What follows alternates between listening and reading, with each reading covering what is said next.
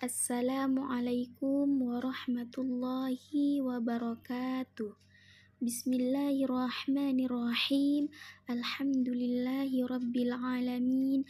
Wassalatu wassalamu ala asyrafil anbiya'i wal mursalin. Sayyidina Muhammadin wa ala alihi wa sahbihi wa man tabi'uhum bi ihsani ila yaumiddin. Amma ba'du. Segala puji bagi Allah Subhanahu wa Ta'ala yang selalu mencurahkan rahmatnya dan taufiknya kepada kita semua. Juga kita kirimkan salam dan taslim kepada junjungan Nabi besar Muhammad sallallahu alaihi wasallam. Nabi yang menjadi suri tauladan, yang menjadi contoh dan panutan untuk melakukan aktivitas di dunia ini, baik itu ibadah ataupun muamalah, demi tercapainya sebagai insan kamil, manusia yang sempurna. Baiklah, agar muqaddimah saya tidak terlalu panjang, pada kesempatan kali ini saya akan menjelaskan tentang rukun dan syarat warisan. Rukun warisan. Yang pertama, Ali As-Sabuni dalam bukunya beliau menyebutkan bahwa rukun waris ada 3. Pewaris yaitu orang yang meninggal dunia dan ahli warisnya berhak untuk mewarisi harta peninggalannya. Yang kedua, ahli waris yaitu mereka yang berhak untuk menguasai atau menerima harta peninggalan pewaris dikarenakan adanya ikatan kekerabatan atau ikatan pernikahan atau lainnya. Yang ketiga, harta warisan yaitu segala jenis benda atau kepemilikannya yang ditinggalkan pewaris, baik berupa uang, tanah, dan sebagainya.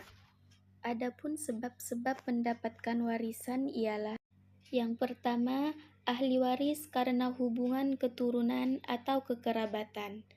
Kerabat yaitu semua yang mempunyai hubungan nasab atau karena sebab hubungan kelahiran yang menghubungkan antar ahli waris dan maurusnya, yaitu yang menghubungkan seseorang dengan asal-usulnya, cabangnya, dan seputar keluarganya, maka disebut kerabat yang hakiki.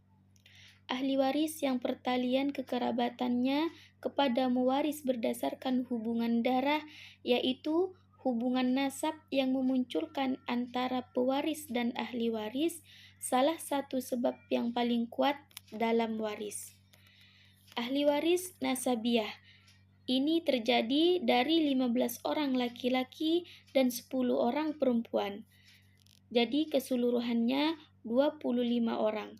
Dari ahli waris nasabiah tersebut di atas, apabila dikelompokkan menurut tingkatan kekerabatannya adalah sebagai berikut. Yang pertama, furu al-waris, yaitu ahli waris anak keturunan si mati atau tersebut kelompok cabang. Kelompok inilah yang terdekat dan mereka yang didahulukan menerima warisan. Ahli waris kelompok ini adalah anak perempuan, cucu perempuan garis laki-laki, anak laki-laki, dan cucu laki-laki garis laki-laki. Yang kedua, usul al-waris, yaitu ahli waris leluhur si mati, kedudukannya berada setelah kelompok furu al-waris. Mereka adalah bapak, ibu, kakek garis bapak, kakek garis ibu, nenek garis ibu, dan nenek garis bapak.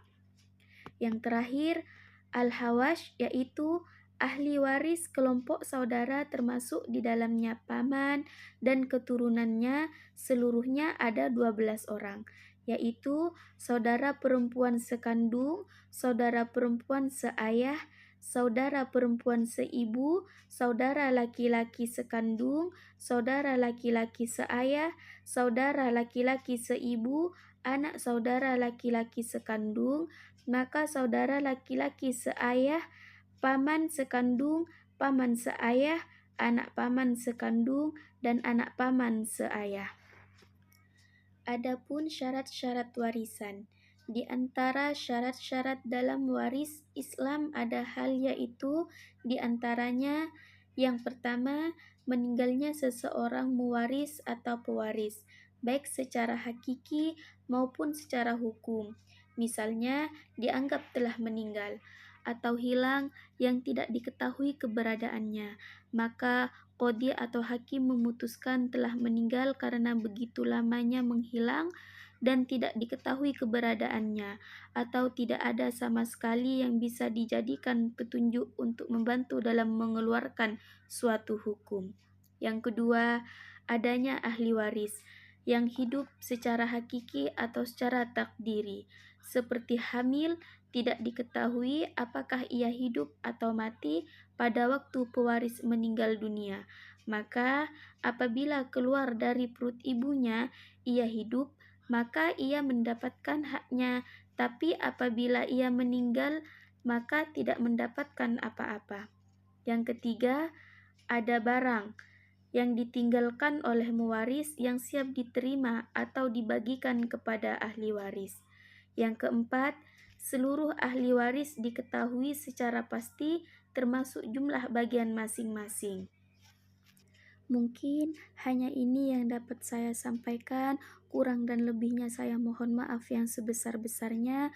Wabillahi taufiq wal hidayah. Assalamualaikum warahmatullahi wabarakatuh.